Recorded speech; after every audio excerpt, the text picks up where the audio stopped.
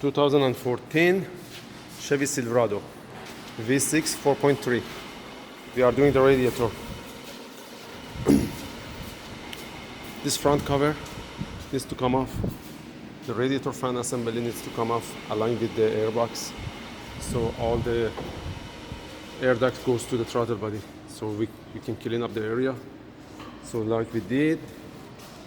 And then you take off the radiator. So in order to take it off, there is 4 bolts, 2 on the top and 1 clip on the bottom.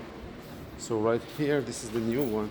We're gonna assemble it, and then we're gonna put the mount and everything all around it, and the old one came out. So basically you need to take off the upper radiator hose, lower radiator hose, and make sure you set them aside. Clean up the area from the leaves and debris all over that, so you can install the new one. Be careful about the condenser. I mean, you can move it a little bit, but not that much. As you see those lines over there, they are not that fragile, so they are not that flexible, so kind of fragile, so be careful about that. So you need to wiggle that condenser. Let me go this way. You need to wiggle that condenser in order to be able to take off the radiator. And then since you take off the radiator, leave the condenser over there, send the radiator down there. See these holes right here, one here, one on the other side.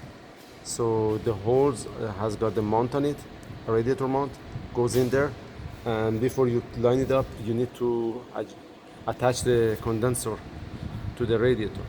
When you attach the condenser to the radiator, then you need to just guide the radiator all the way down there. If you can fit that mount to the hole on both sides, then you should be fine. And then you already attached the condenser to the radiator, and then you just put it back together, tied it back up. Make sure you put the hoses, upper radiator and lower radiator hose, and then you're gonna put back the fan assembly.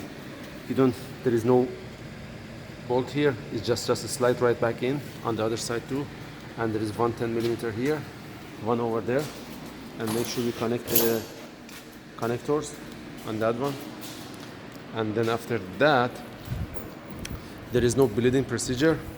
Take off the cap, the reservoir cap, fill it up with the right amount of the antifreeze, let it run at least for 20 minutes. Let the thermostat open and operate on the normal temperature, operation temperature, and then after that you should be fine.